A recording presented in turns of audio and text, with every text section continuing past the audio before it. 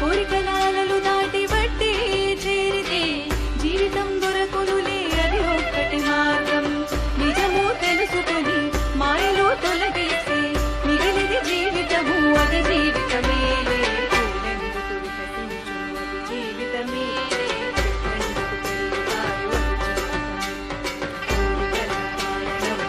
జీవితమేలే పుట్టిన ప్రతి ప్రాణి లక్ష్యం ఒకటేలే పూలెందుకు వికసించును అది జీవితమేలే చెట్లెందుకు పెరుగుతాయి కోరికల కారణము అది జీవితమేలే మనసు లోతులోన ఉంది అది జీవితమే.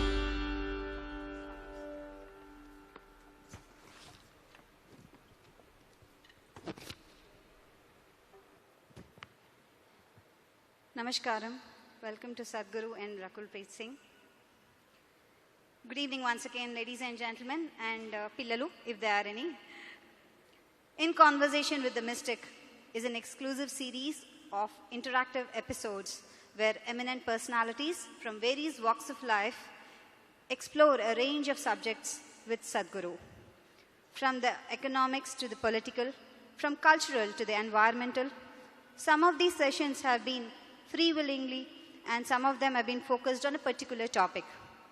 Today, we have pleasure of listening to the beautiful Rakul Preet Singh in conversation with Sadhguru. And needless to say, beauty with brains is our Rakul Preet Singh. Yes, she is one of the leading actresses of South India, especially loved by Telugu people. And she has predominantly given a lot of blockbusters in Telugu film industry.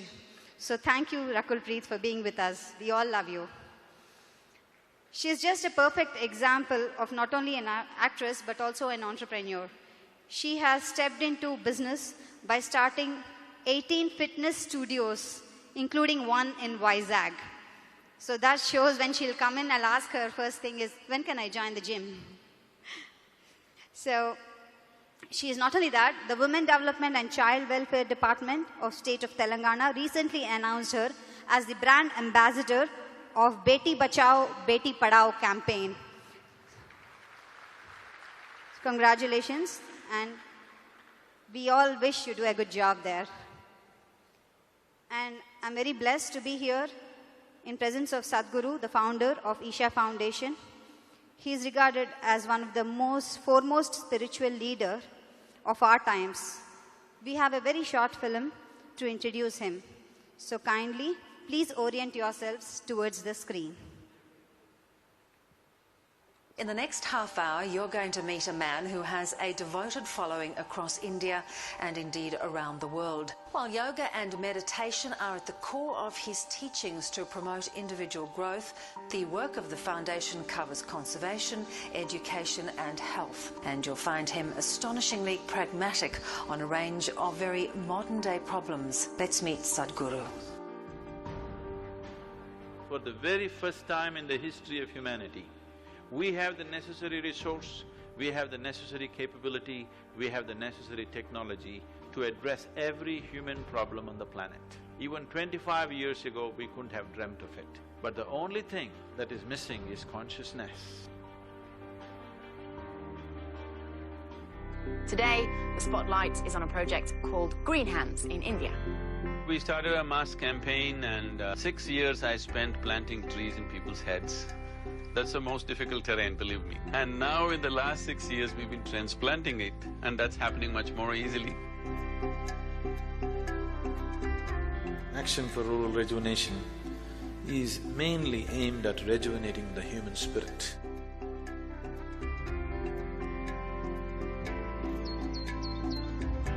English and computer skills are very essential to make these children come out of the hopeless economic and social pit they are in. If you could first tell our viewers, what is the idea behind it? Initiative, insight, which is more specific towards entrepreneurs. Whatever the nature of your business, ultimately, it is all about human well-being. Isha Foundation, a non-religious, non-profit public service organisation headquartered in southern India. Sadhguru has established Isha Institute of Inner Sciences in North America as a space for inner transformation and complete well-being. Surrounded by the serene forests of the Cumberland Plateau, Isha Institute attracts visitors from around the world for its unique programs and special events. We've engineered the outside world in so many ways, but we've done nothing about this one. If you want to know well-being, in is the only way out. This is what I want to teach you too. That is, you can be completely intoxicated without any drug, just on life. This is a shift from wine to divine. How can you love one and hate the other when the same divine exists in all? Spiritual process is not about looking up or looking down, it is about turning inward. See, the only thing that I'm really good at is just this. I can just make the air around me just crackle with energy.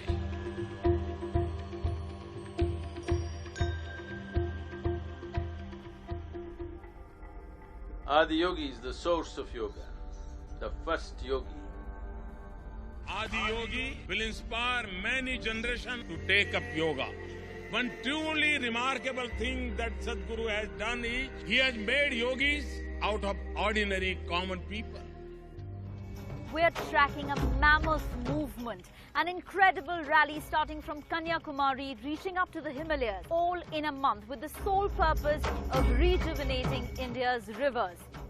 Every state is responding. This is concurrence and this is wonderful. I'm very happy that Sadhguru has taken up this cause. It should also become a people's movement for our own survival, for the survival of our children. If you have to describe yourself in one word, would you consider wildlife as two words or one word?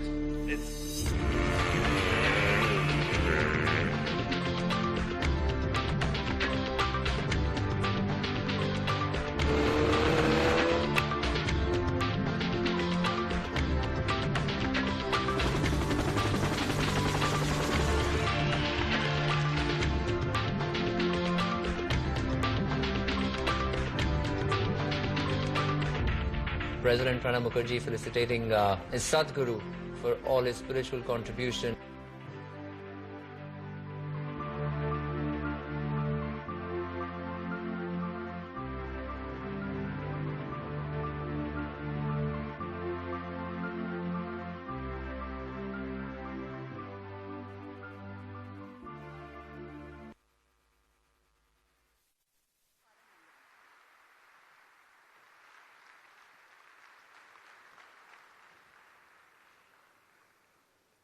In conversation with the mystic, I invite Ms. Rakul Preet Singh to kindly come onto the dais.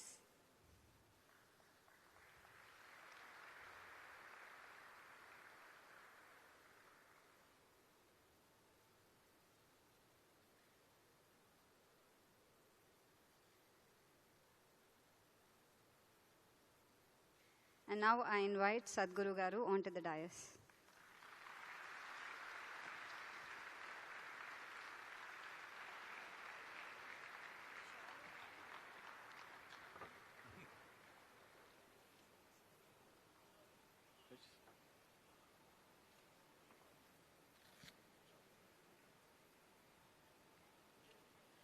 A small felicitation by Ganta Srinivas Rao Garu to Sadhguruji.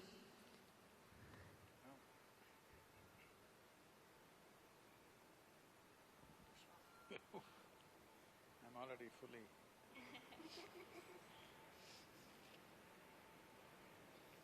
Ganta Srinivas Rao Garu shawl ఇచ్చి ఆయన భక్తిని సమర్పించుకుంటున్నారు, కృతజ్ఞతని సమర్పించుకుంటున్నారు. ధన్యవాదాలండి.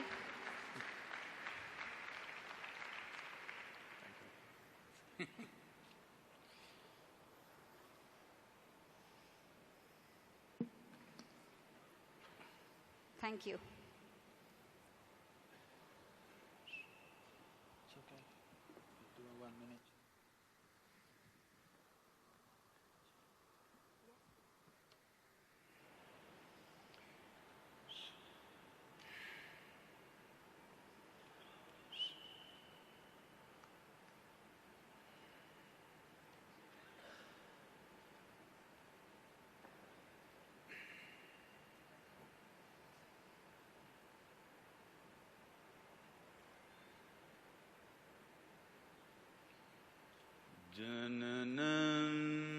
sukadam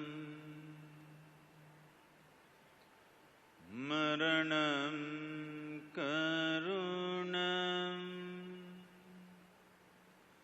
milanam maduram smaranam karunam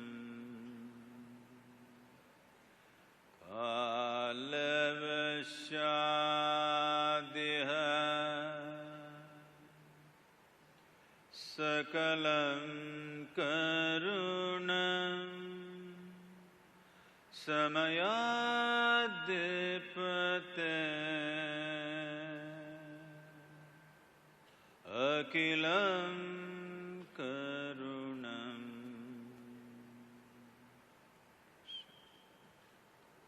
Namaskaram. Namaskaram to everyone. Namaskaram. Firstly, it's an honor, Sadhguru, to be sitting here in front of you and being able to have a conversation with you. So thank you so much for this opportunity, and good evening to one and all here. I have to admit that this is the first time I feel stage fear. I've never been camera conscious. I've never had stage fear, even in school. But I was just hoping that I don't get over mesmerized and just don't forget the things that I have in my... I'll be looking away. Yes, please. and the questions that I have in my mind. So, shall we begin? Yes, ma'am. So, I was told that my topic or what we talk about is mission life today. And when I think of life, the first thing that comes to my mind is that life begins right in the womb of the mother, right? And each one of us takes birth in different kind of families, some poor, some very rich families. And they say that it's your past life that determines that. So what is that? What is your view on past life? And is it possible for every person to kind of get to know what their past was?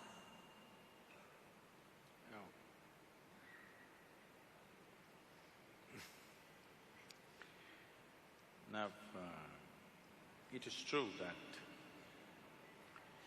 if you… those who have more than one child, would know this if they paid attention. But otherwise, you can go to a hospital, watch 10 children who are just born. You will see these 10 children are not same, they're just born, but they're not same. Each one of them have their own characteristic. Even if 2 children have come of the same parents, you have a sibling? Yes, I have a younger Nothing brother. like you. No, we're poles apart. So, though same genetics, same home, same food, probably same school many times, but so different. So obviously, from this we can assume there is some other data. Though genetic data is same, atmosphere is same, everything else, all the inputs are same, but there is some other data which is making you so different from your sibling, which is in every home, it is true. Very rare that 2 siblings are of similar nature. So obviously there is some other information which is making one person so different from the other. See, what makes you very different from another person is essentially what you remember, isn't it? Suppose I wiped out your memory and I wiped out another person's memory totally, both of them would act about similar. Only because you have a memory, it is so different. Now when we say memory, what you know as conscious memory is only a very small part of the memory. Do you remember how your great-great-great-great-great-grandmother looked like? No. Her nose is sitting on your face though, isn't it? Your body remembers. This body remembers so much that you cannot even imagine, that much it remembers. So you can say this is just genetic. It is not just genetic. There are 8 forms of memory. These 8 forms of memory, in the yogic way of looking at things, we say this is elemental memory, atomic memory, karmic memory, genetic memory, and articulate memory, inarticulate memory, and conscious and unconscious levels of memory. So 8 forms of memory. You are normally conscious of only an extremely small part of your memory. How your forefathers were 1,000,000 years ago, still even your skin remembers what should be the tone, isn't it? Nothing forgotten. So there is a tremendous amount of memory here. So what you're calling as karma, what you're calling as past life, there is memory. Past life is memory, isn't it? Right now, what happened yesterday is only in your memory, it's not hanging anywhere here. So, does life go beyond the birth of this body? Definitely it does, but I don't want you to believe such things. Because the moment you believe such things, you start imagining things. This is gone crazy, particularly in United States. Anybody who says, if they like this person, oh, maybe our past life. 3 days of romance and then they realize there's no future. Right. So, if you start believing these things, your imagination will fly, it's no good. But if you access these dimensions, then it transforms you in a completely different way. Is it necessary for every human being to access these memories? Not necessary. Because most people cannot handle the memory of this life, they're freaking. Yes? True that. 10, 20 years of memory, they cannot handle it. If you remind them of 10 lifetimes of memory, what will happen to them? They better not remember. Anyway, a whole lot of things are being done in the, all imported from United States largely, about past life regressions and this and that. These are just psychological processes. With psychological process, if you go to a certain level, essentially you're going into analyzing yourself. With this analysis, you could come to some conclusion, some imagery, whatever. Through psychological processes, you can never, ever break through the barrier of memory which separates you from one life to another.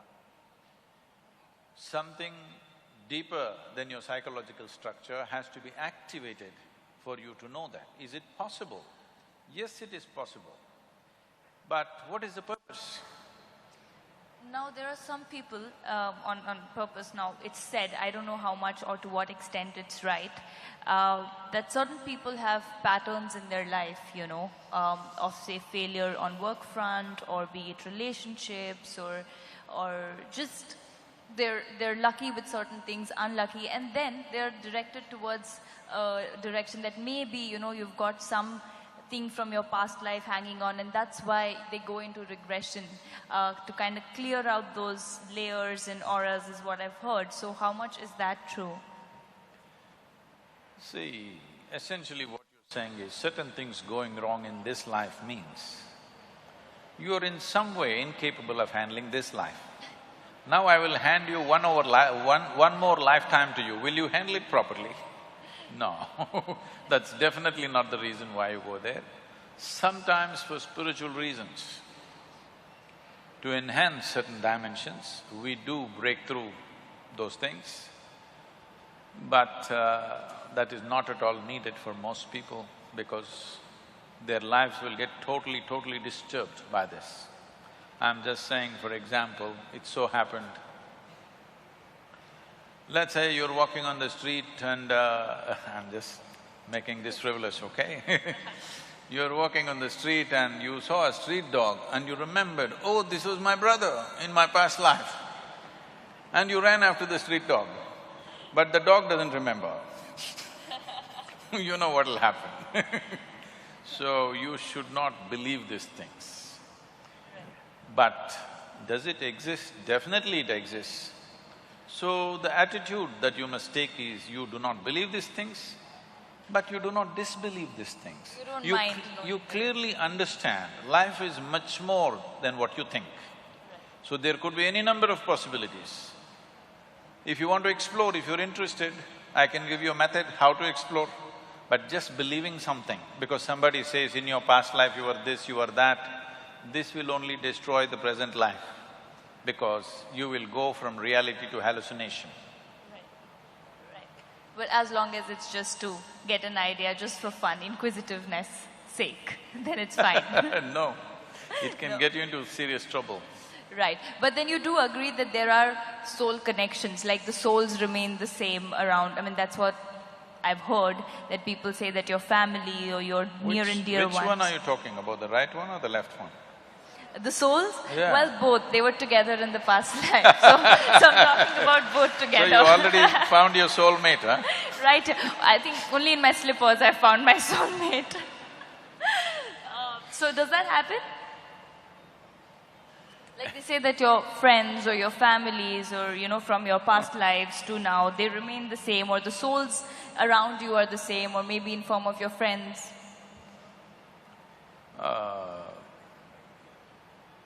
I would advise people to make new and numerous and new friendships now.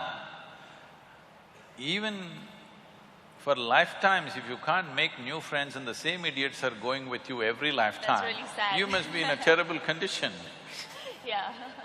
I know you come from a profession where people used to sing Janam Janam all the time, but not anymore. No. We just make them believe on screen, trust me. Not anymore, right? No, only on screen we Only still in make them believe. 70s Janam Janam happened, not anymore. Even now we dance around the trees and make them believe that that exists, but the reality is quite different. Okay, so, you know, karma is something that's always been a very intriguing factor for me, because you say what goes around comes around, and, you know, your karma comes right in front of you.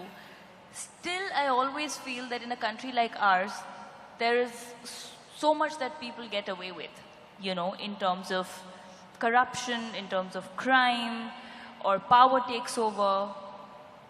Where does karma come in? Is karma limited to only poor people, and it doesn't apply for the rich or the powerful?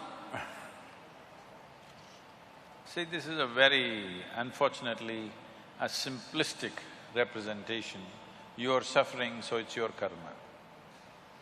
I think if somebody is suffering, to tell him, it's your karma, so you're suffering, is not some great insight into karmic substance of that person.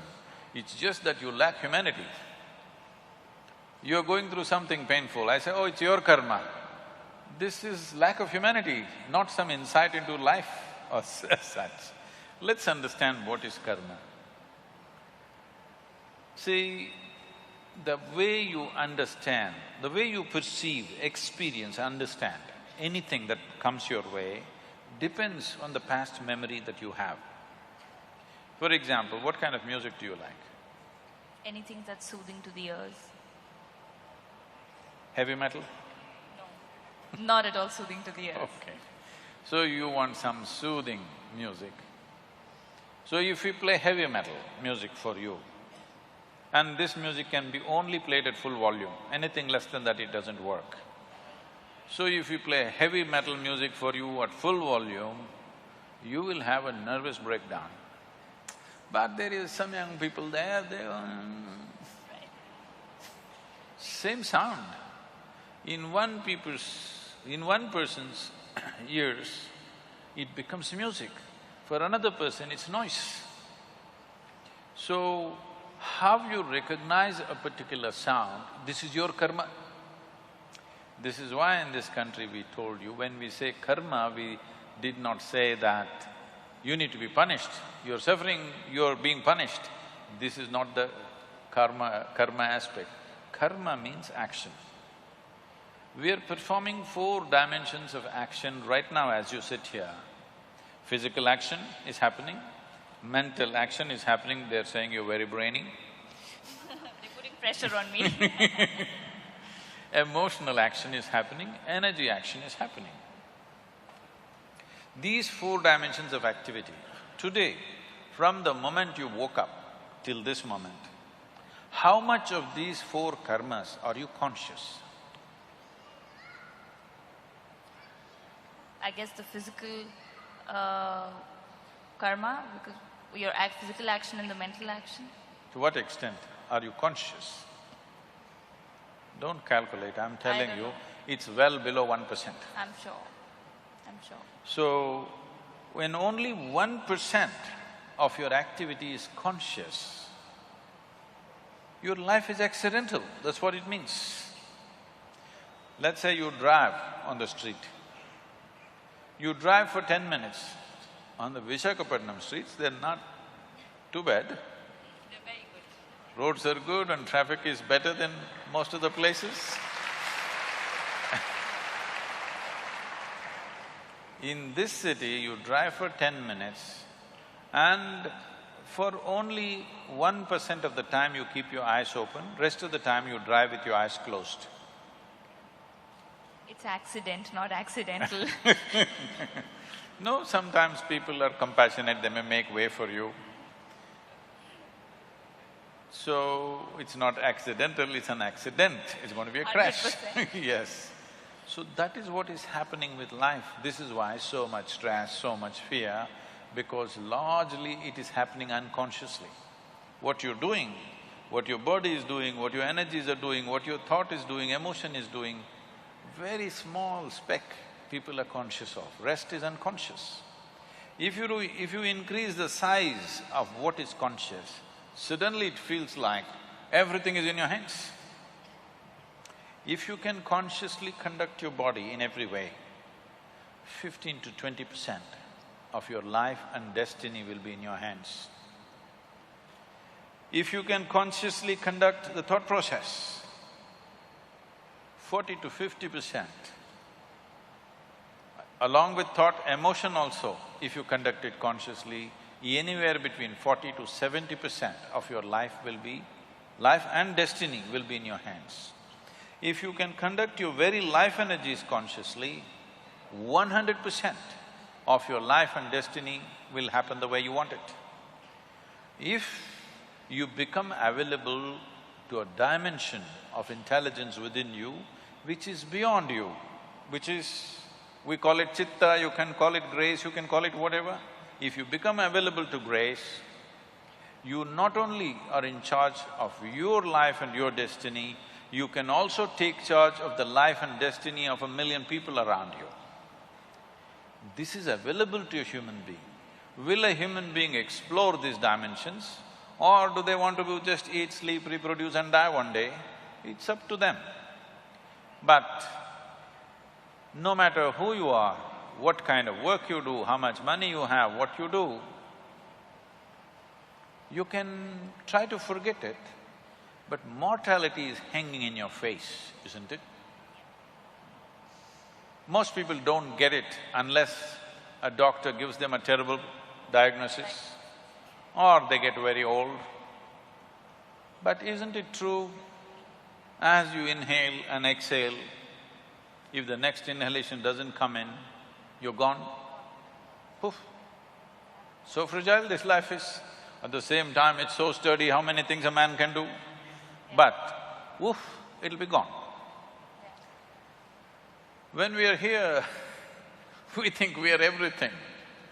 What we don't understand is, as you sit here right now, countless number of people have walked and sat on this planet like you and me. Where are they? All topsoil. We're mere particles which Yes, will just… unless…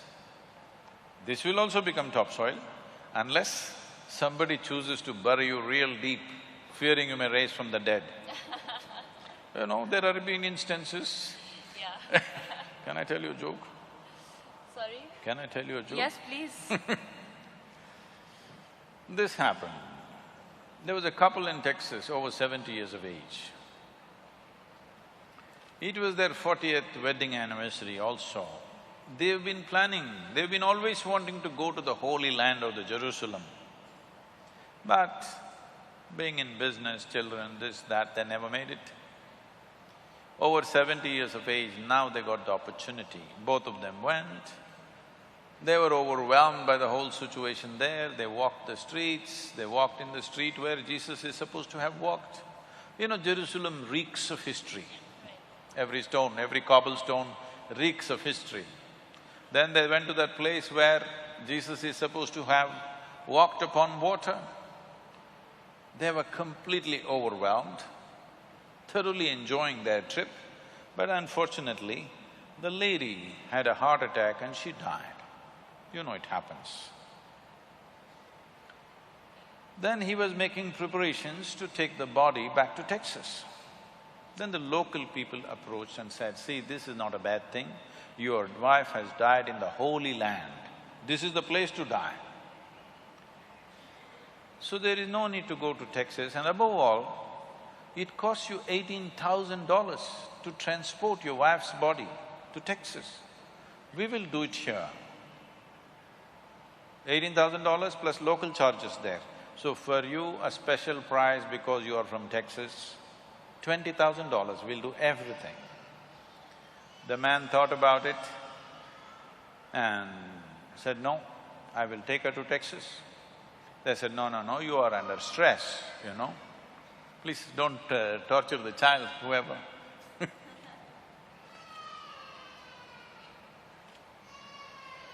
He's just started his life, he doesn't want to know about past life and or too much karma. So, $20,000. Then they said, you are under stress, you are not able to think clearly, we will give you a discount, $15,000. Let's do it. The man thought about it and said, no, I will take her to Texas.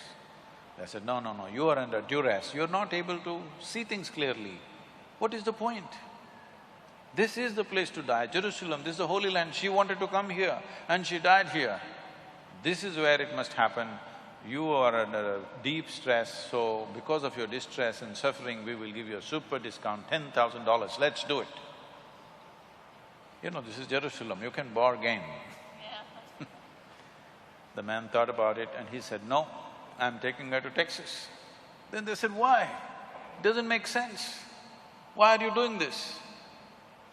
The man said, in Texas, dead stay dead. In Jersey.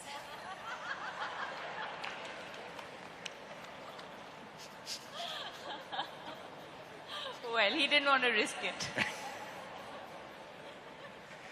So, we are sitting here right now. We will fall dead and become part of this earth. Somebody else will be walking over it in no time.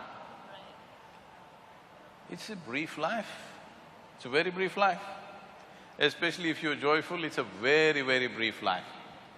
Have you noticed this on a particular day? Yeah, happy days just pass. Happy days just go this. like a moment, miserable days take a long time. So only miserable people can have a long life. If you're joyful, before you know what hit you, it gets over. So in this brief life, is it not important that extremely brief life, for the immensity of what a human being can be, this time that's allotted for us is too little. But in that people get bored and they kill themselves. Very unfortunate. Without ever exploring the nature of what this life is about, simply because people's physiological and psychological drama has bigger than the existential realities in which we are. But that's also because Sadhguru, a lot of them are not aware of what the reality is. That's because they don't know how to act in their life. No, they're thinking it's real, you need to tell them. Right, like you're showing them a path, you know, and No, which you is a need great… to tell them it's all an act. Well, unfortunately, somehow I feel a large percentage in our country is still struggling for the basics, you know, which is the food and the shelter and home and clothes. So for them, that is it. That's meeting their ends is tougher. That is an unfortunate reality. Still, basics like food and shelter have not happened. Right. That's a different thing. But believe me, those who are successful are suffering a lot more than those who are not so successful. I'm constantly working with business leaders around the world, and I see most successful people have the longest faces. I agree. I don't know what makes it so difficult to just put a smile on your face all through the day. So, if people don't have anything to eat, that's a different situation, we have to fix that, there's no question about that. But people's psychological drama, what you think and feel becomes bigger than the creation. True. Because of that, life gets all messed up. After all, it's your thought, you can make it any way you want it. After all, it's your emotion, you can make it any way you want it. But that freedom and that awareness is not there simply because less than 1% of it is conscious. Rest is all in reaction to something else. So now you said, most of it is we're not conscious about the actions, and coming back to my question where my main point was, what if it's a consciously bad karma that a person does, say a murderer or somebody who commits crimes, or there's so much happening in our country today. Now, where does karma fall in place? Because my question was, in at least our country, it's not like the Middle East where people are highly punished. There's a lot that you can get away with. Because a lot of times, just the way they're living itself is a punishment. So, we don't think we have to punish them further. No, but there are quite a lot. I mean, we all know that, there are people who get away with a lot of things, and very unfortunate that it is. But is it somewhere that we are not able to handle things properly in our country and we blame it on karma? See, it's not just in this country, everywhere it is there. Here we have over 10,000 years of culture and history, so we have learned many more tricks. We have learned many more tricks as to how to do these things. Essentially, karma means action. As I said, 4 dimensions of action. In the physical world, action naturally has a consequence. It is not like somebody is sitting up there and they're going to punish you for this or that. You said if a consciously negative karma… See, what is negative and positive is not in the action, it is in the volition, it's in the intention. I'm sorry to take such an example, but you come from an army setup, your family is there. Armed forces means we have built armed forces mainly so that if somebody bothers us, to kill them. Nothing wrong with that. You get a medal for that. Because we're doing it for a cause that we believe is sacred for us. But we must understand somebody else unfortunately believes their cause is also sacred. So don't take karma there, because there are many people who believe what they're doing is God's own work, and they're willing to die for it. But it's against us, so we don't like it. Well, we didn't start the problem, that's our argument. That is at the level of political, social situations, yes. But now you're talking about an inner situation. An inner situation is only by intention. Intention is fixed, everybody thinks what they're doing is great. If you and me were 2 different countries, I'm fighting for my country, you're fighting for your country, so… Right. Now coming to intention, like you say that your thought is something that when you give it out to the universe, like the law of attraction, the ask… You've been reading all these American books. I've read inner engineering as well, but so it just makes me curious about these things. When you say the law of attraction, where you ask, believe and receive, anything that is sent out to the universe in a positive direction or in a constant direction rather, happens, because they say that you design your destiny, you design your life, like you just happen to say that, your conscious efforts, you can have control over your life. Now, coming to intentions, now what if someone's… you're sending out a positive signal, great. what if someone is… No, I did not agree with that. You made a theory. There are lots of holes. Okay, so well, my question, you did not agree to it. So my question is, if someone is sending out, okay, you want your life to be a certain way, you send out positive signals, which is great, but… To whom? To the universe. To the universe. Which direction? Up or down? That's what I'm asking. How does the law of attraction work? Does it really work? It doesn't work. It doesn't work? So what works? How do you design your own Law destiny? of attraction is something that happens between opposites. Yes? Whether two magnets or two opposites, male and female, or whichever way, law of attraction is always between opposites, isn't it? From North Pole to South Pole to this and that, it is working like that. Right. Now you're talking about the universe. So that means you are an alien to this universe? Part of the universe. If it's part of the universe, what is there to be attracted about? Well, why do they say then you can design your own destiny? You can determine your destiny, you should. That's what being human means. Right. See, if you had come here like any other creature on this planet, they have compulsive cycles. They live by that, it's okay for them, because that's all they're capable of. Once you have come as a human being, everything that you can do, actually if you look at your life, you're not doing anything very greatly different from what the other creatures are doing. They are born, you grow up, they grow up, they reproduce, you reproduce, they die, you die. Nothing very different. But these same simple things, we can conduct them consciously. That is the significant thing about being human.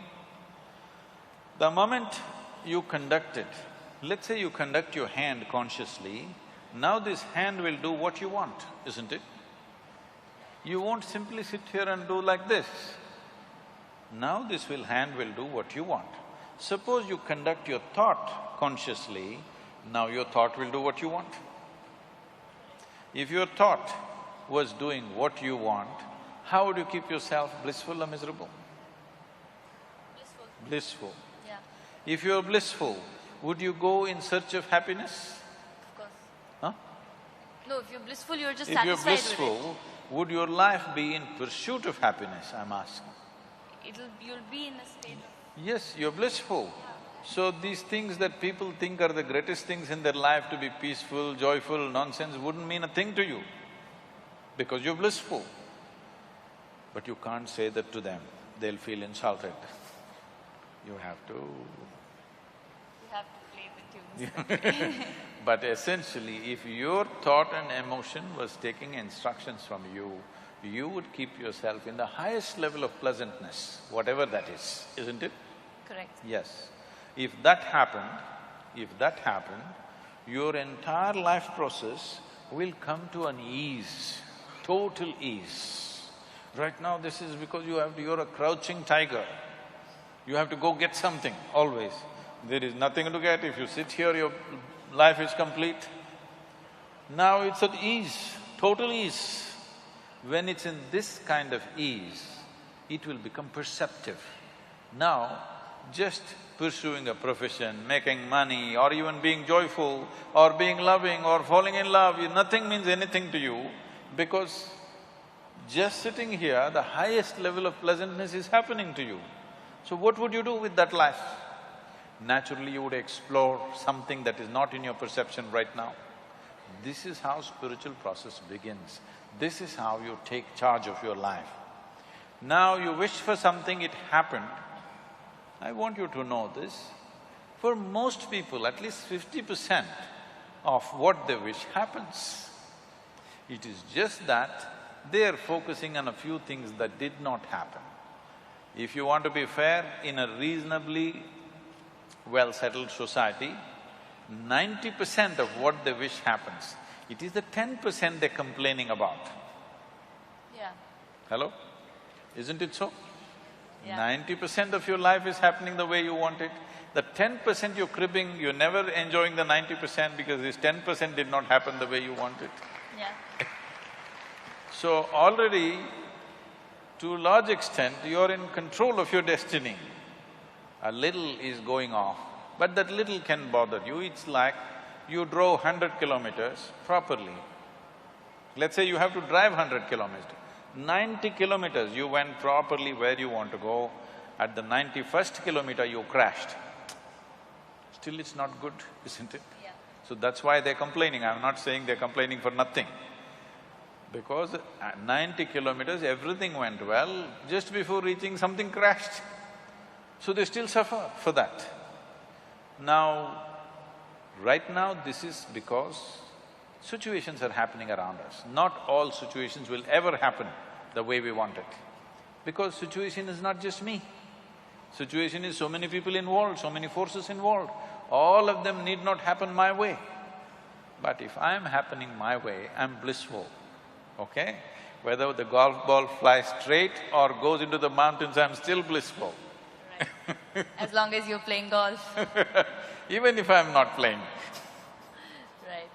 So now coming to this, now as long as things happen your way and you're on your own path and you're blissful and positive… No.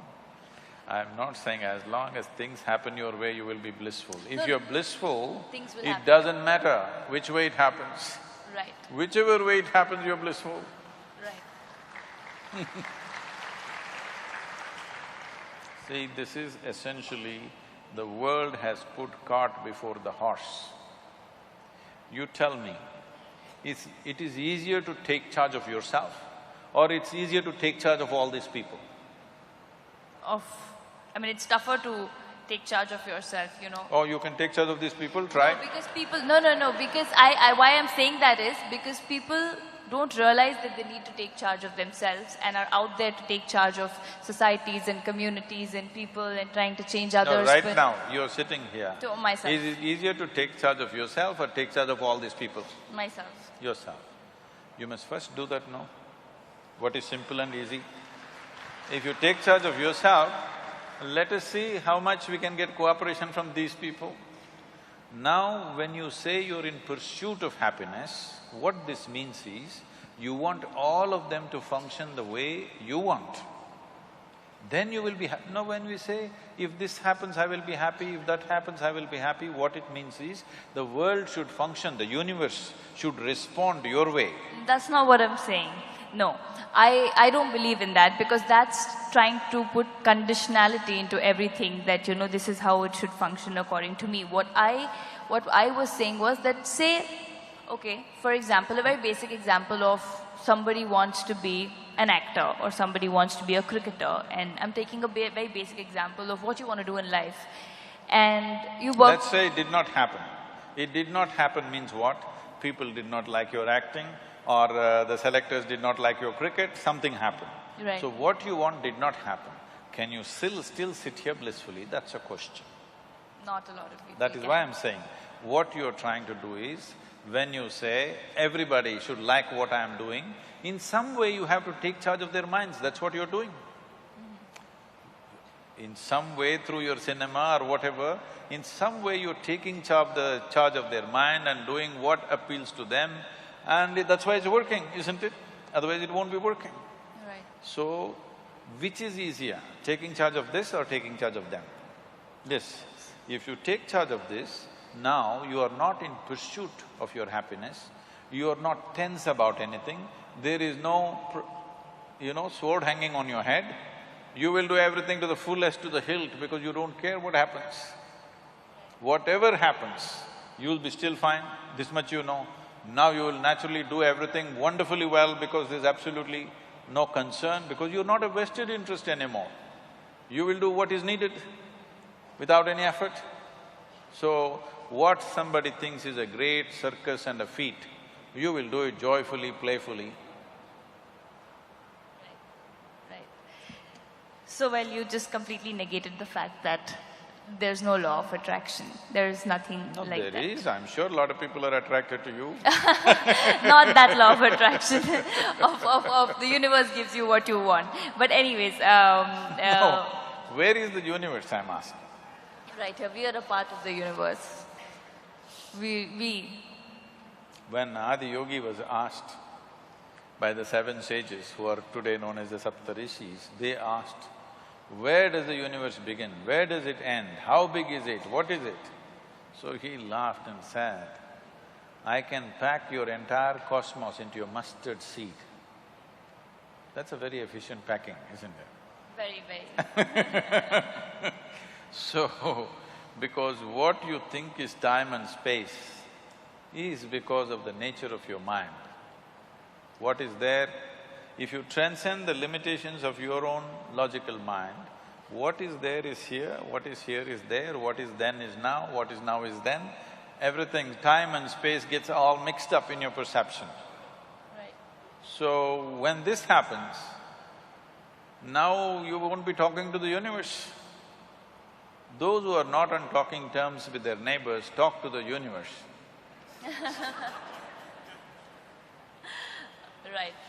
Now, say, you know, in today's competitive world, or where people really think that you need to there's cutthroat competition and you're working towards it, and then there's negativity, and say if someone is, for example, I'll take an example of myself. I believe in completely just working towards your goal and being positive about it and not looking around on what's happening or what people are doing. So my question is that there's a certain positive energy that you are surrounded with. Does negative energy really affect a positive energy? Like, you know, people talk about evil eye or drishti, that in our Indian culture is so much, which I don't believe in personally, but you know, you hear from your relatives or people around that if you've done a good job, there's drishti, you know, you should come and do this puja, and there are rituals that are followed. So can a negative energy harm a positive energy? See, instead of looking at this as positive energy and negative energy, the same energy can function positively or negatively. What is, if something works favorably for me, I say it's positive. If it works as a detriment, I say it's negative. But it is not essentially negative or positive. It may be, what is darkness for you is light for a whole lot of creatures on this planet, isn't it? Electricity is right now doing positive things to us, so if you stick your finger into it, it does something else to you. It is still positive as far as you touch the positive only, not the negative. Right. So, what it does is simply dependent upon variety of things, the way it arranges itself. So, is there something like you are surrounded by some negativity which affects your body, mind, energy, everything? Yes, there is. This is something, just 3-4 days ago, they were giving me the studies they have done. In our yoga center, we have a rejuvenation center. We have what is called as Klesha Nashana Kriya. Sorry, what is it called? Klesha Nashana Kriya, that means a kriya which destroys impurities. To put it simply, few of them knew what to do, maybe previous generation knew, gradually they just started doing like this. But if you observe a person and do it in the right way, it does certain things, so we have a whole scientific process. How to do this, just the same thing. See, today let's say you're very exhausted or rejuvenates you Yes, completely. rejuvenates you in some sense. So this is a water wash. Similarly, we can do wind wash, we can do fire wash, we can do substance wash, like with grains and other things we can do. So what this is like a fire wash, but it needs to be done in a certain way. Water can touch our body, water can touch our skin, there's no problem. Fire cannot touch your skin, it needs to be done in a certain way. They gave me the study report which is amazing. There is a record of children who have come with this ADD and these kind of problems. 21 Klesha Nashanas, they're completely free of medication and fine. No medicine, no any kind of treatment, nothing. Just fire wash 21 times in 21 days and they come out clean and no medication, nothing, they're fine after that. There are any number of records. I was just looking at this 4 days ago and it's amazing. But this, all our grandmothers wanted to do. They did not just do. I remember many times, when I came home from outside somewhere as a little kid, my mother would look at me and say, I think you need drishti, we must take. I said, come on, rubbish, I don't want any drishti. But she wouldn't let me, she would make… I would be running around, still she would be doing something. I don't know whether it worked or not, I was too whatever mentally, too against all those things. But today there is proper record of what it does to people, tremendous things it's doing to people. So that means it does exist. It does, I mean there's no question about it. It does. The question is, do you know how to do it properly? We're thinking of… looking at this, I spoke to the people who are doing it and said, we must give large-scale training to people. We must even produce videos and put it out so that everybody knows how to do it in their homes. Because this is such a simple thing that anybody can do at home and it has tremendous impact.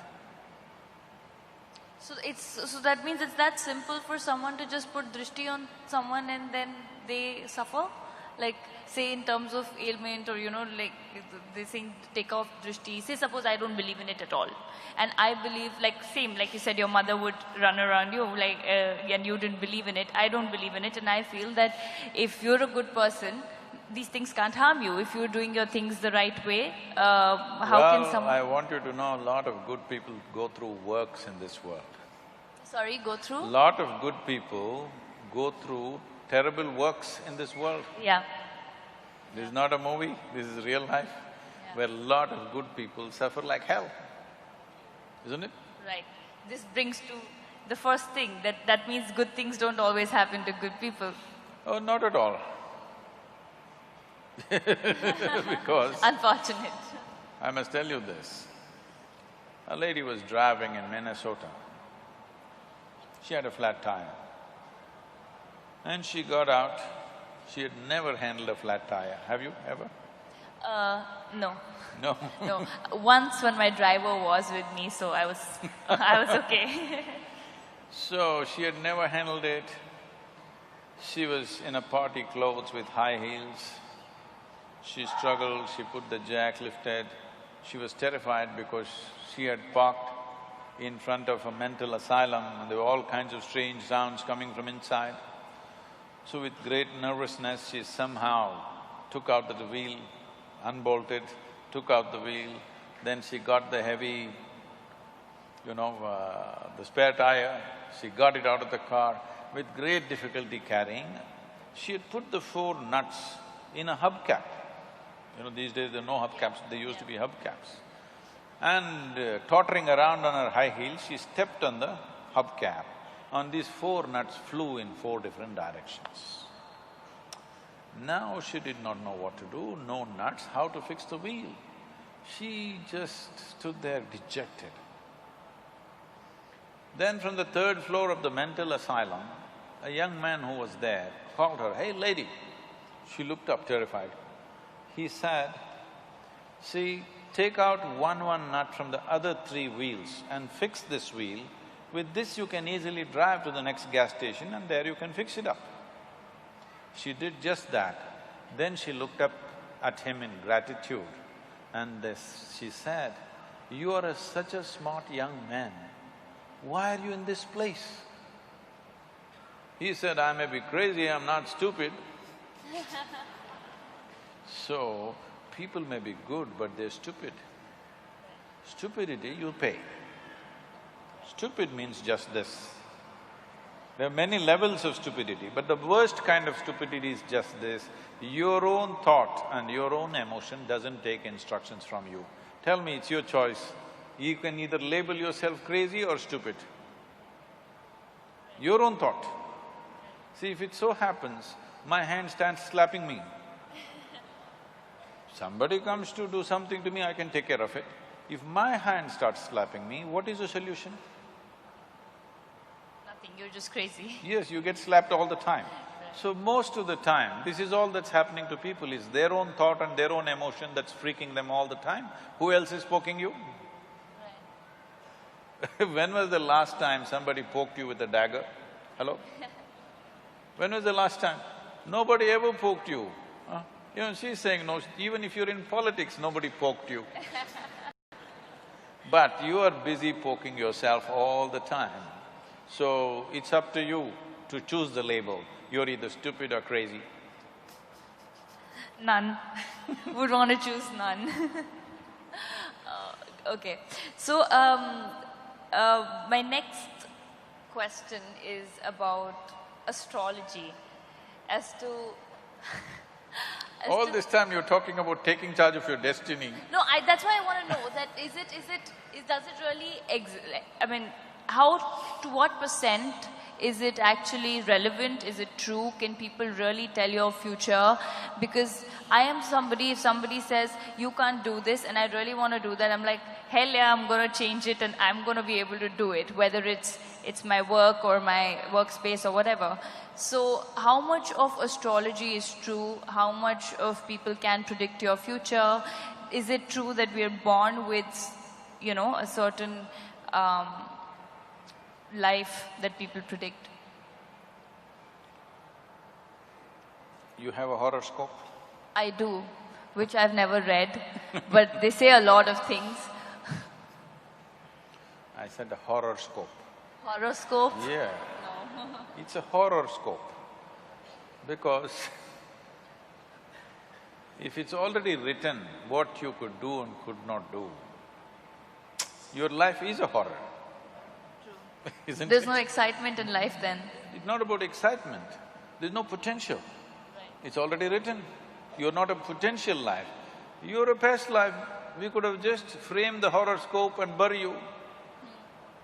Right. Instead of framing your picture after you die, we can frame the horoscope and bury you today. What is the problem? Is it anyway the same thing?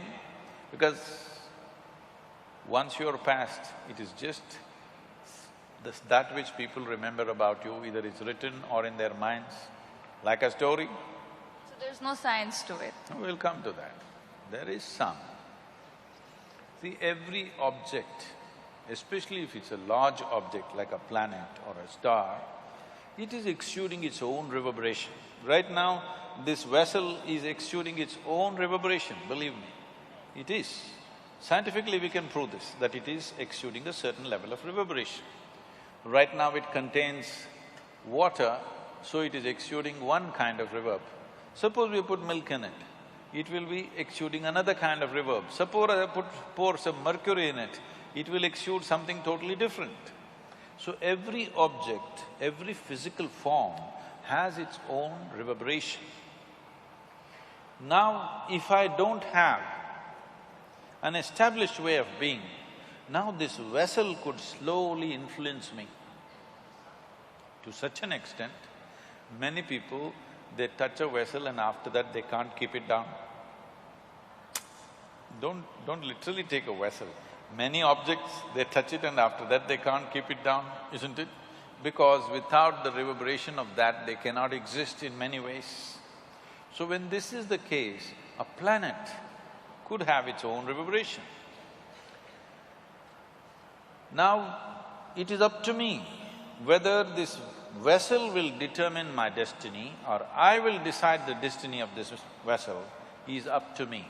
Because, I'll ask you a simple question, between inanimate objects and human consciousness, which do you think is of a superior dimension of function? Of course, human being, isn't it? In a way, this is also a piece of the planet, it's just earth, isn't it? It's just the soil. Either we get it now or one day we'll get it from the maggots, but it is the soil. But here it reverberates in a certain way because it's conscious, it's intelligent, it's many things, very brainy. Hey, you got a certificate, I don't have, so I'm using it. You have a certificate from the world, everyone's here listening to you. So, this is conscious. This should determine the nature and the destiny of the inanimate object. When I say inanimate object, what you call as a planet, all the 9, 11 planets are also inanimate. Yes, they're big, but they're inanimate. The stars that you're talking about also are inanimate, and many of the stars that you believe are there are not there, actually. Yes, many of them are actually not there. They died long time ago. Because it takes light years for the light to reach you, you think it is there, but they're gone many million years ago. So, inanimate objects should decide the destiny of human consciousness, or human consciousness should determine the destiny of inanimate objects, which way it should be. This should decide, isn't it? But right now, a whole lot of people are allowing inanimate objects to decide their destiny. They definitely have an influence. Will you allow it or not is the question. Do you know that on full moon nights and no moon nights, we are on the coastal city, the waves are coming up, tides. Do you also know people, if they are psychologically disturbed, on those days they become much more disturbed? Yes? I'm asking you, this is between you and me. Do you go crazy on full moon nights? No. No? I never go crazy. I find it hard. So that means the full moon, which has such a big influence on the ocean, such a big influence on that person who's mentally fragile, has no influence on you? So, the thing is whether you are going to allow it to influence you or will you influence it, is the question. Full moon is only rising certain things within you. If the whole ocean is rising, obviously all the fluids in our body, including our blood and everything else, all the gland secretions, everything is rising. It doesn't create madness. If you're little crazy, it'll make you more crazy. If you're joyful, it'll make you more joyful. If you're loving, it'll make you more loving. Whatever you are, it enhances you a little bit because it's pushing it up. Over 70% of this body is fluid, isn't it? So if the ocean is rising, is nothing rising? Definitely something is rising. So full moon day means, in this country, full moon days and new moon days were the real holidays. Because it has something to do with our life. On that day you go to the temple, on that day you meditate, on that day you spend with the family, all kinds of things. This was important. We took away that science because our bodies and our existence is very deeply linked with the solar system, the way it functions. But will we ride the cycle or will we be crushed by the cycle? This is a choice that we have. If you learn to ride it, it'll be fantastic.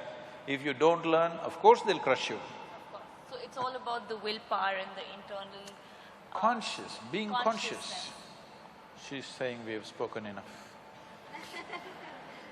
Oh, okay. She's saying we have only 20 minutes left. Okay. So she wants me to wrap it up right now. No, I'm kidding. Yeah, so I suddenly… my chain of thought went there, should I do the audience question, should I ask one last question?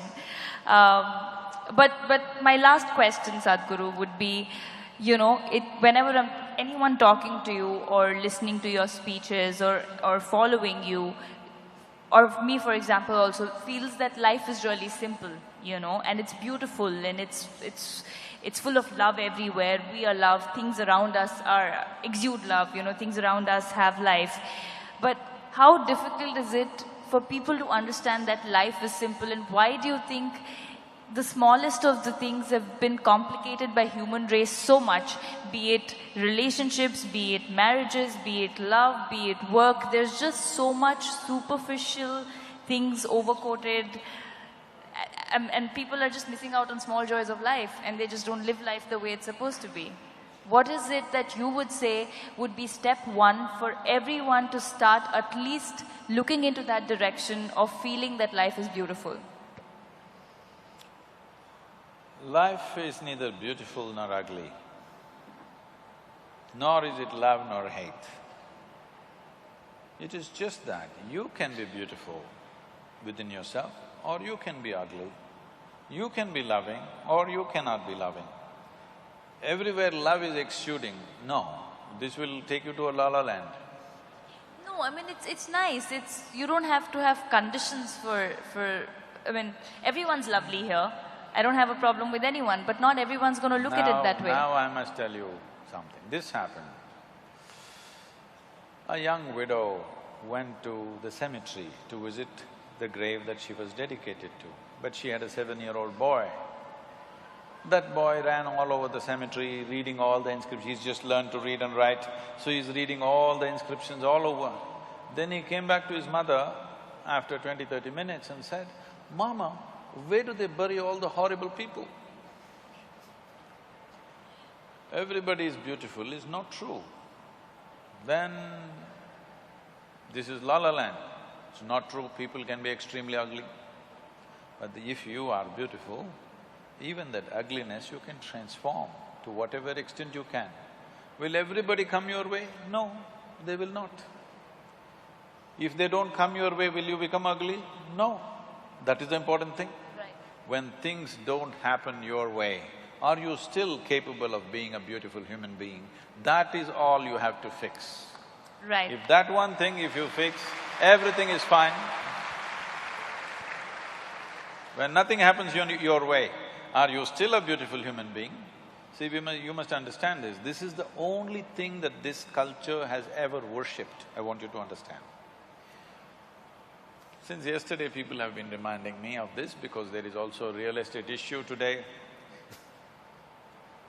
You know, Rama is hugely worshipped. Even today, he is having property problems. Yeah. He had continuous problems.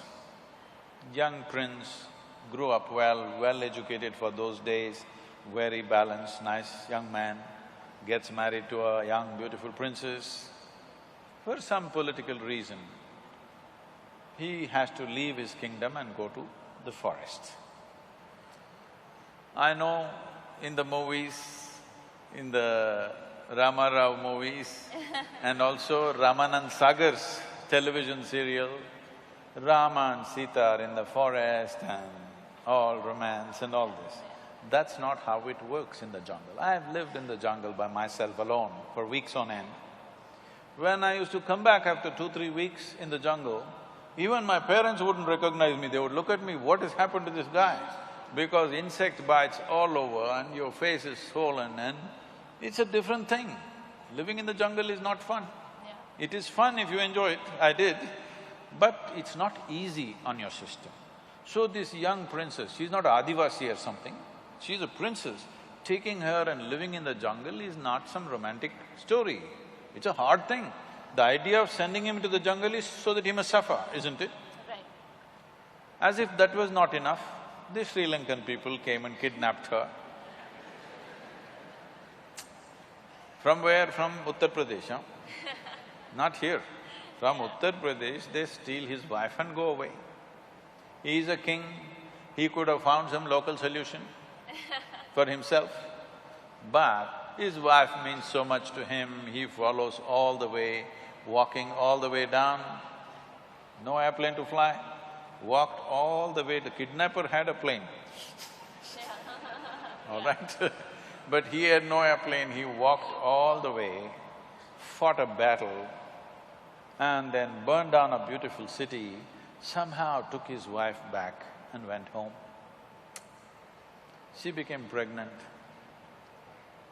For a king, his wife becoming pregnant is very important because he has an empire, he needs a son, all these things are there. But at that time again some political issue happens, then he has to send his wife away to the jungle. No sonogram. He does not know whether she's bearing boys or girls or what. 2 boys come, he does not know. Then he fights a battle with those 2 boys without knowing they are his sons. For most human beings in their life, if anything truly horrible has to happen, knowingly or unknowingly they kill their own children. That is the worst thing that can happen to them, isn't it? He almost did it, not knowing. He almost killed both his boys. And then his dear wife, obviously she's dear to him, otherwise he wouldn't have followed all the way down. His dear wife dies in the jungle and he never sees her in his life. This is not a success story, isn't it? But even in recent times, during the independence freedom struggle, Mahatma Gandhi went on referring to Ram Raj. Because in this culture, one of the best administrations ever has been Rama's administration, how he administered his nation. So, when all this extreme drama was happening in his life, worst kind of drama is happening in it. This guy never married again. He lived alone, he almost killed his own children, complete disastrous life. But he remained balanced and did his administration and whatever work he has to do with such balance and efficiency that after 5,000–6,000 years, when we talk about a ideal nation, we say Ram Rajya. So, the essential thing is this, whatever the drama, however bad it is, every deal is bad. What happened in his life, if one of those things happened to most people, they'll crack up. One of those things, serial disaster.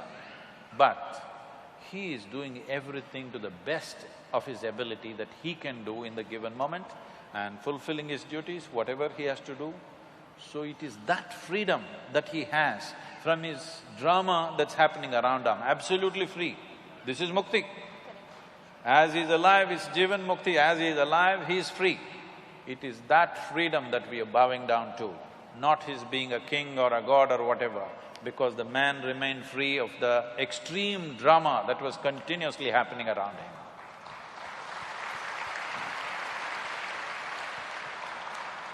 And now we can take questions from the audience. You're in the movies, but I have more drama going around me all the time. We only act that there's drama on screen. Yes. There's someone there. No, there's someone standing there. He raised his hand. Do we send a mic there?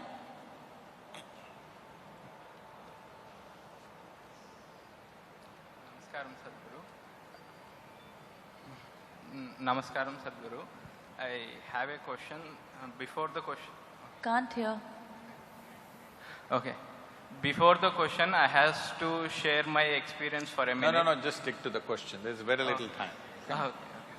And I have sometimes my longing for the enlightenment or to touch the peak of life. It bubbles up sometimes and it goes too high. I got tears in my eyes and then it just shut down and it normals again. And my question is how to keep that longing constantly high so that continuously I can touch the peak of my life. He's asking you. You're asking me? You're asking… I was trying to… The audio is not that clear. He's asking you, obviously. Oh.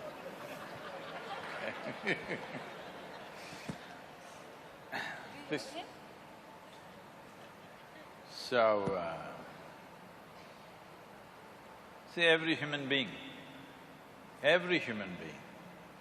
even if you take those human beings who you think are the most miserable sort, even they have their moments of joy, otherwise they wouldn't be alive.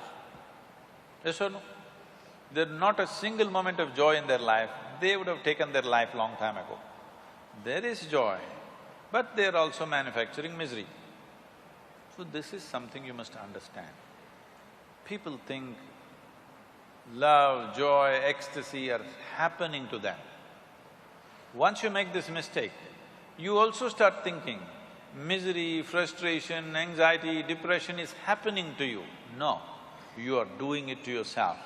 You can do either joy to yourself or misery to yourself, agony to yourself or ecstasy to yourself.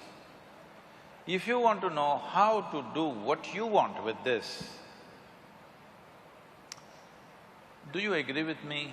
I'm speaking technically today because if I speak poetry, it will be misunderstood. If you speak philosophy, it'll go all over the place.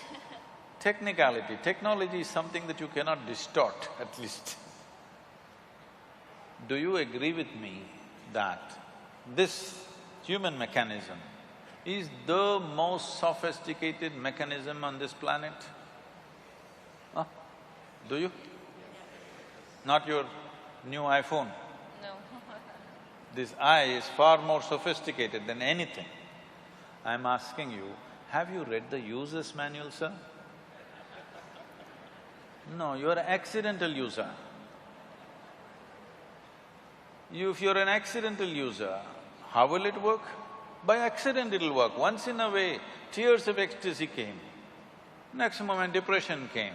Obviously you're accidental, isn't it? From ecstasy, if you at least came down to bliss, all right, some slow down, we can gas it up. From ecstasy to misery means what? You're accidental. Your joys are accidental, your misery is accidental. When over 99% of everything that you're doing right now, the 4 dimensions of karma are accidental, how will you ever sustain anything? There is nobody here who do not know joy. Their only problem is it's not sustainable, isn't it? So if I teach you a simple method with which you can create a chemistry of blissfulness, are you ready? Once in how many days will you do it? Hello? He doesn't know. It's okay, I know once in how many days he will do it. Because I've been teaching for 35 years now. I know once in how many days they will do it. Today I can show you millions of people around the world. For me, not a single day passes without me witnessing tears of love and ecstasy. Somebody around me will be shedding tears of love and ecstasy, wherever I go, whichever part of the world. The first time I went to Moscow, when I get down at the airport, a bunch of people are standing there with all tears. I said, when did this happen to the Russians? I never came here. I said, no, Sadhguru, we've been watching your videos and they don't understand English.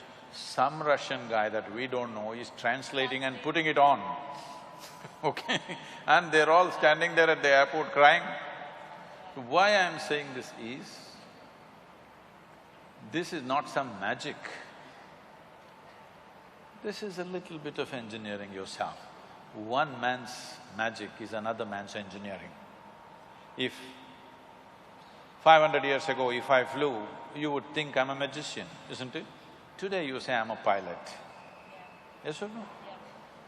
So similarly, somebody being miserable, somebody being ecstatic is not by fortune and misfortune.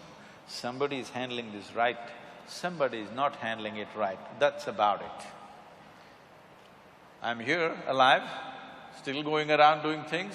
This is the time to learn and make it happen for yourself, that you learn to engineer this the way you want it. If you like misery, I have no issue.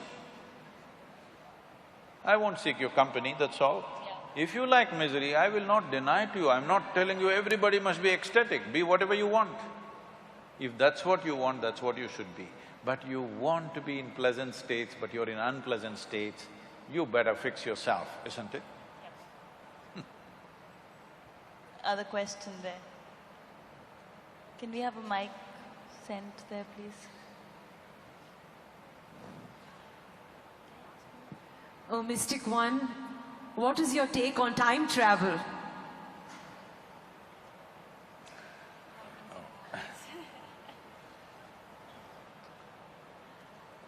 I thought my number was different. Okay. Time travel, I think I already spoke about it, and this idea of time and space comes to you because you're working within certain limitations, functioning within certain limitations.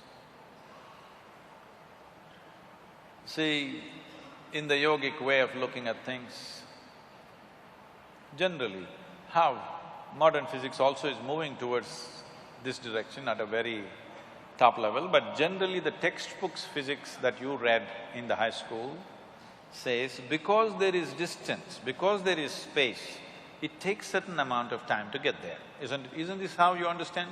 Now from here you have to drive to your home. Because there is distance, because there is 2 kilometers, it will take so many minutes. No, that's not how creation is. Because there is time, there is distance. Doesn't make any logical sense to you. Because time is of 2 different types. The way you know the time right now, you understand the time because something here is going in cyclical moments.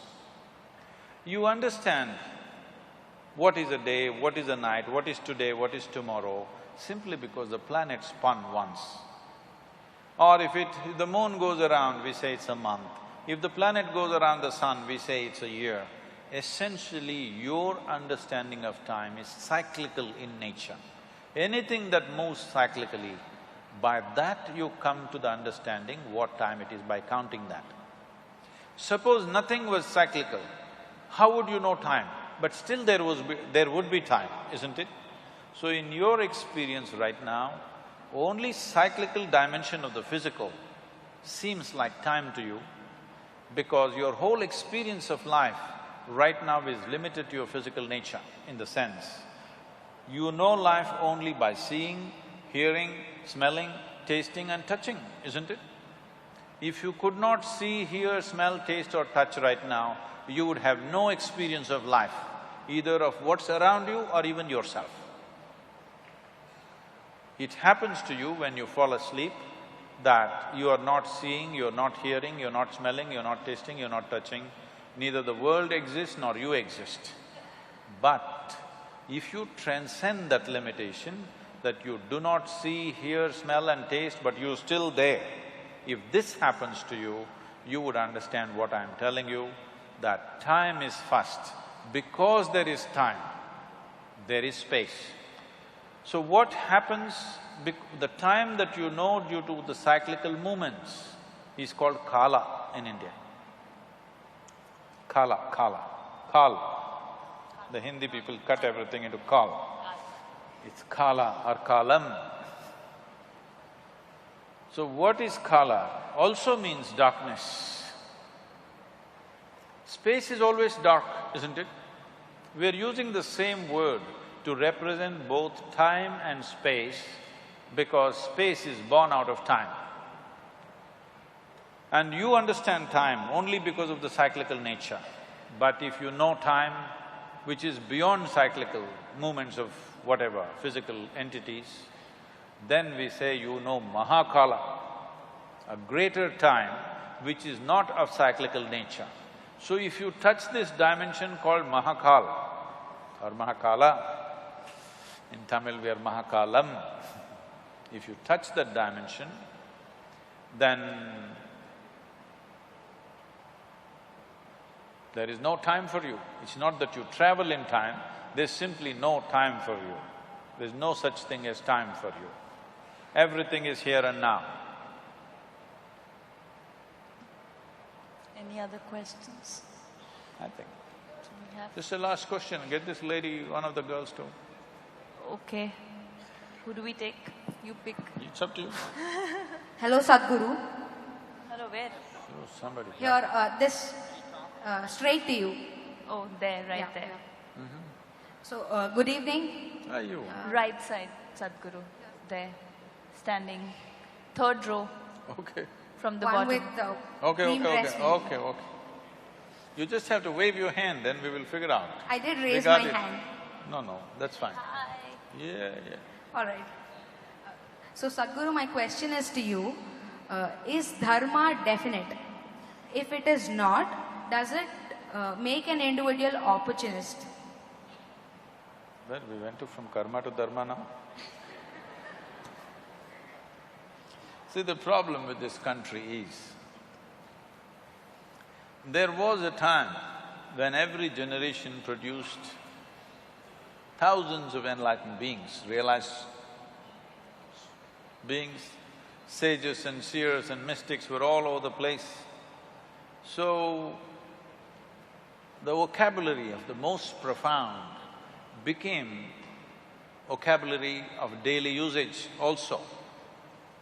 Because of this, people are always throwing these words around, mukti, moksha, prarabdha, karma, dharma, this one, that one, everything, without understanding the full depth of what they're uttering.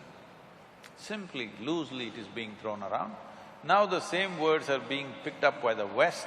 Karma, dharma, everything is becoming part of English lexicon. So, when we say dharma, we are talking about… the word dharma literally means law, not religion. So we said, You have definitely heard, even in the political circles, they've been using Raj Dharma, this Dharma, that Dharma. There's a Dharma for the husband, Dharma for the children, Dharma for the wife, Dharma for the Raja, Dharma for the Praja. They're just talking about unwritten laws that all of us should follow for conducive function of a society. And Atma Dharma, they said, dharma are the laws which govern our inner nature. So these are laws, these are not morals, these are not ethics, these are laws.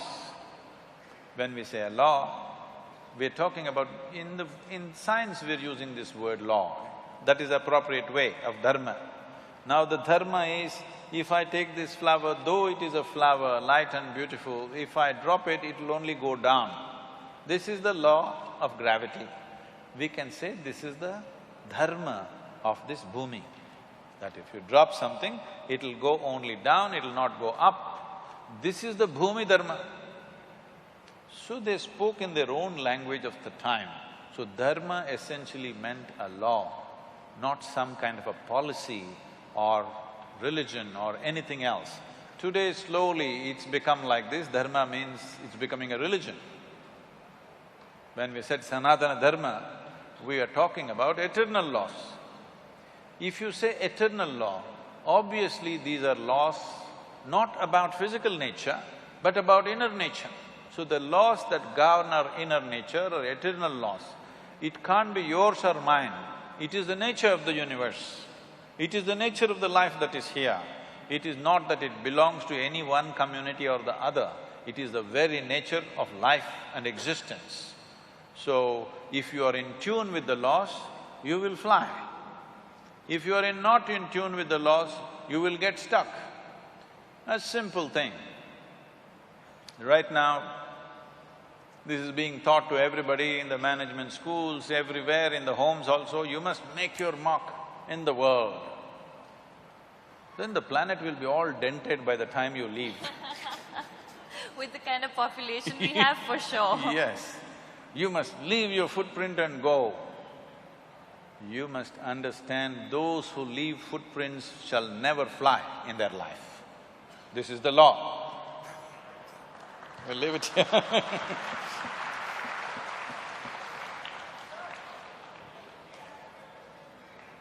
Thank you, everybody. I'm sure… Madam is the boss.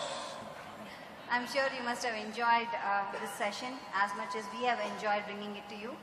We thank Rakul Preet and Sadhguruji for this thoughtful exploration. Thank you very much, all of you, for being here.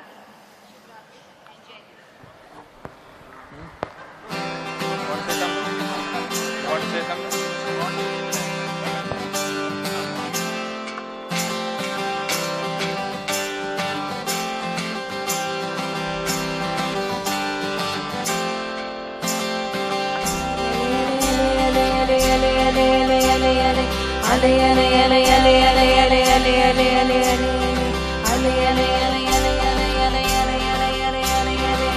మనసు ఎగురుతున్నదు హాయిని వెతుకుతున్నదు బ్రతుకులైజ మెరుగరానిదై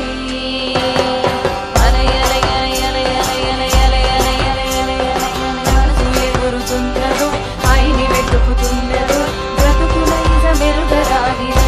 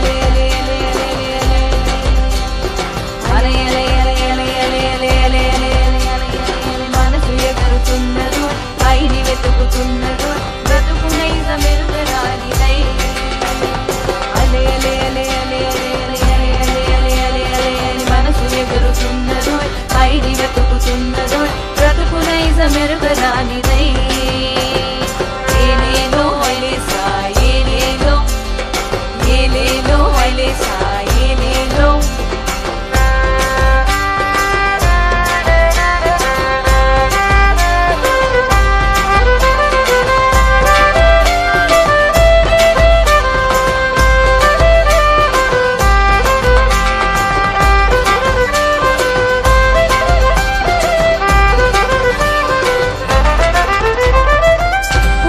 చేపలాగా ఆశ తిమింగళమవుతదిరా ఈశా తిమింగళ మీ వలలో పడినా నువ్వు మళ్ళీ చెప్పకేసి చూస్తావురా ఐసా ఉడతది చేపలాగా ఆశ తిమింగళమవుతదిరా ఈశా తిమింగళ మీ వలలో పడినా నువ్వు మళ్ళీ చెప్పకేసి చూస్తావురా ఐసా